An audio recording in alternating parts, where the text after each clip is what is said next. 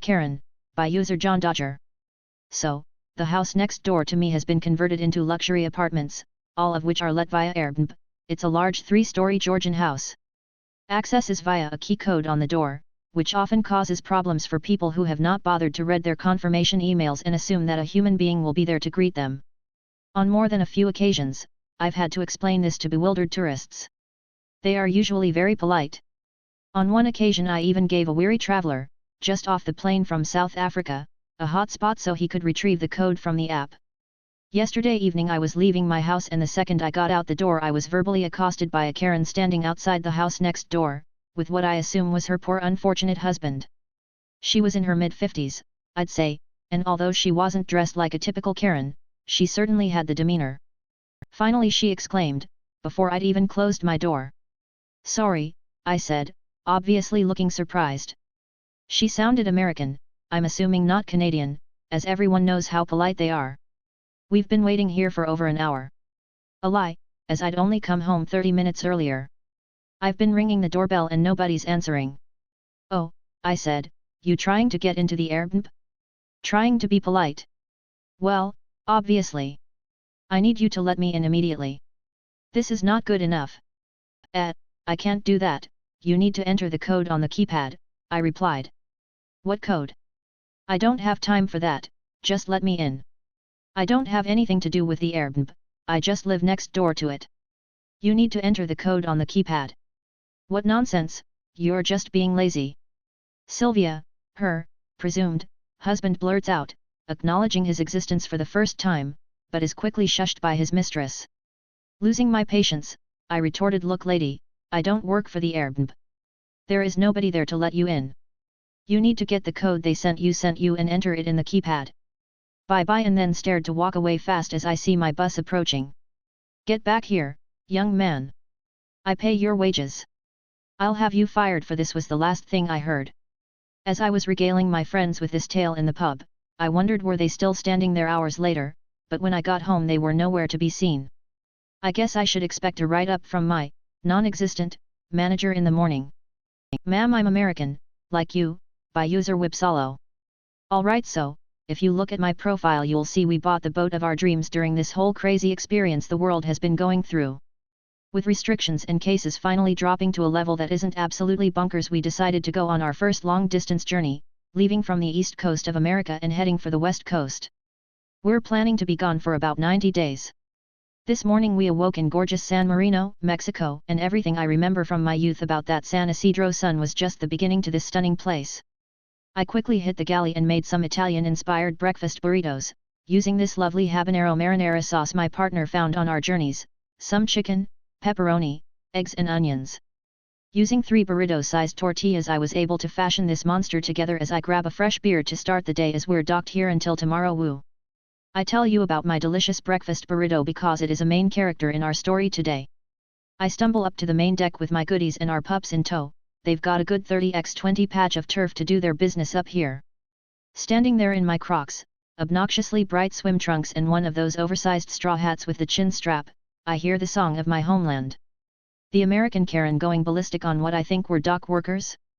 As I said, hangover, I'm not too sure as my Spanish isn't the best. Hopping onto the dock I spot her in all of her glory, matching me in stature. As a 6'3" 260 pounds man with a beard past his nips, this sends my childish brain right into wallflower mode, as nothing is better with a sloppy burrito than people watching. Karen screaming at the 2 men on the dock about a boat, not mine but one clearly privately owned and not some kind of rental. Karen's demanding they provide the ship to her for the day and is swinging around a fistful of bills. Our Mexican friends are doing their best to communicate to her that they have nothing to do with the boat. Again I'm assuming, as she's screaming and stomping as she gestures toward it, and they're awkwardly shrugging and attempting to avoid her. Then it happens. I've been spotted. I attempt to slink back under deck, but alas, as I turn around to seal the cabin I see the final boss Karen making a beeline for me with what can only be described as the "I'm going to get the manager to do what I say" expression. Having 2 very large and protective dogs I bite the bullet and step back onto the deck. "Karen, sir, why don't your workers speak English? How are they supposed to do their job if they don't speak English?"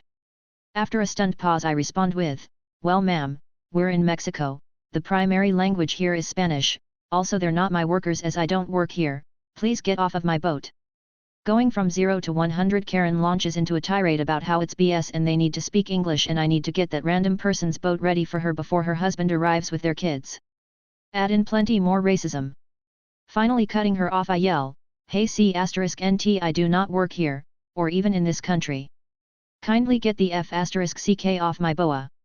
As I'm saying the word boat, Karen shoved me. No words, just a full-on shove. I did end up going overboard, but the sight I saw on the dock when I came back to dry land was glorious.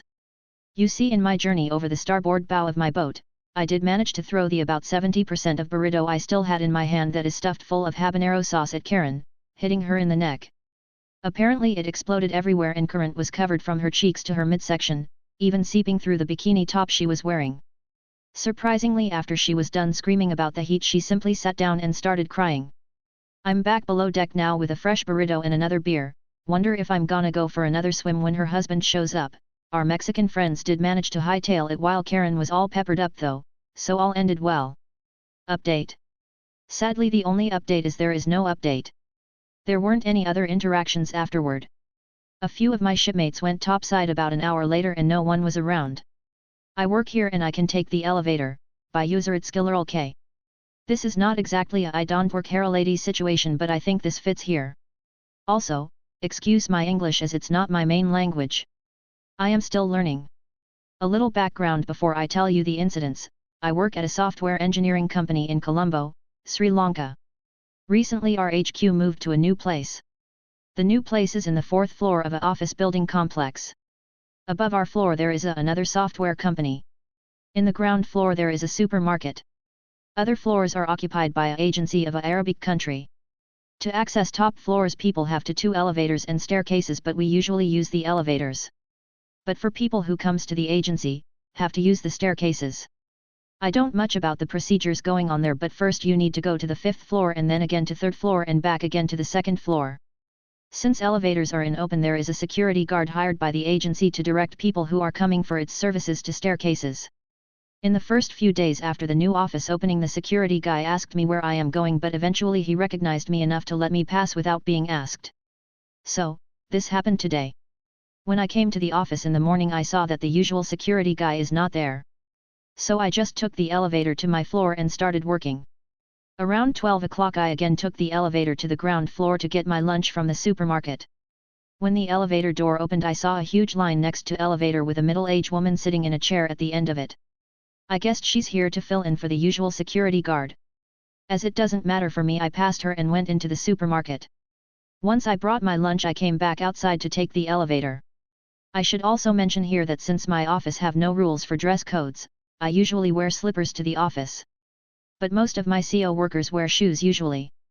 So, I came near the elevator and pressed the button to call the elevator, only to hear, "Excuse me. Where are you thinking you are going?" This took me by surprise. I turned and behold, it's that middle-aged woman. Since this never happened before, I thought maybe she's thinking I am going for the agency, so I said, "Oh, I am going to the 4th floor." To my surprise she said, "You can't take the elevator, you need to take the stairs." Now here I was totally confused. Thinking she didn't heard me before, I told her again, actually I work in the 4th floor, at the ABC company, not real." At this time the elevator door also opened, so I decided to go inside the elevator. Suddenly I felt a hand grabbing the backside of my shirt and I got pushed out of the elevator. I turned only to see this middle-aged woman behind me. Before I say something she said, "I told you take the stairs. Elevator is only for the VIPs and office workers." I was dumbfounded. I always use these stairs, and in fact I know anybody working in the 2 offices can take the elevators without any problem. Also, I just mentioned her that I am an office worker.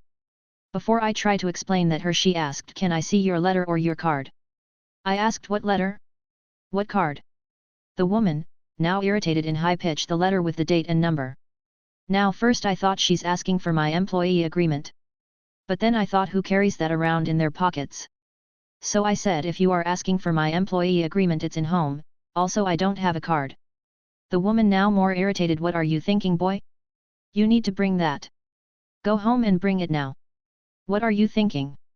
That you will get special treatments? Hey." Now here I thought that she's still mistaking me for a person going for the agency, so I said in angry, irritated voice, "Listen auntie, I works at ABC company. which is in the 4th floor. We are allowed to use the elevator. Can you please let me go now? She then said, so you work here? Okay, I am sorry. Where is your employee card? Now even the people in the line are looking at this argument, and this is also making me angry. With my anger I shouted, I don't have a employee card, we don't need a employee card. What the heck are you talking about? The woman, now also angry, said, don't you shout at me like that. Let me call your boss. Before I said anything she took her phone. I called somebody. I heard she's telling to the person in the phone that there is an employee without an employee card trying to access the building and shouting at her.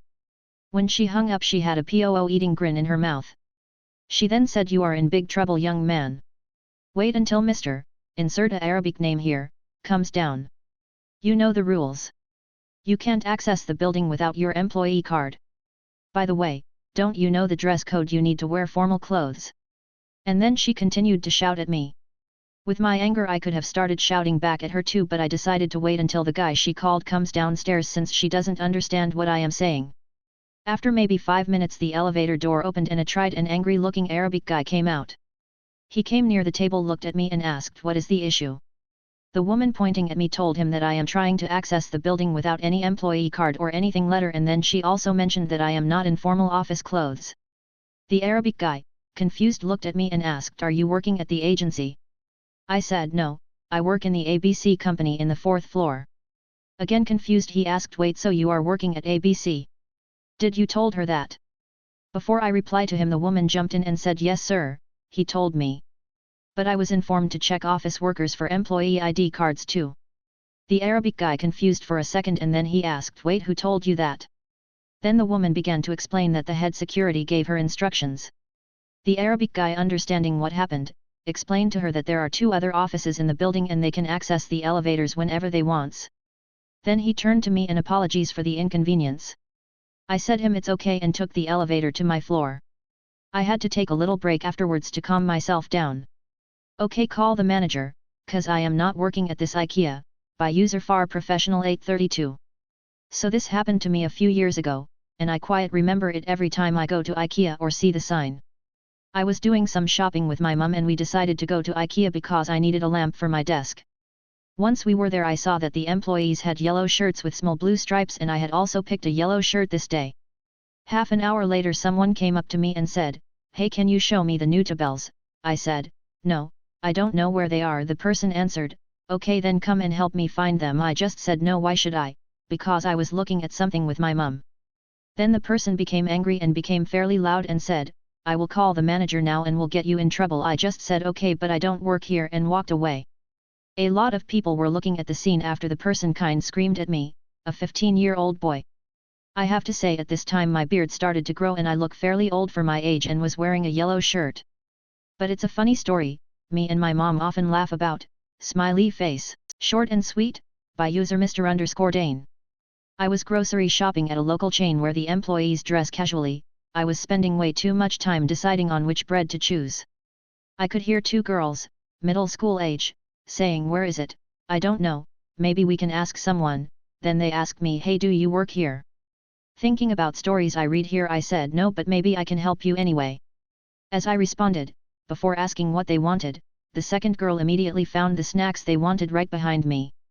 So I said, there they are, I found them. Both little girls smiled and said thank you, and ran off to pay.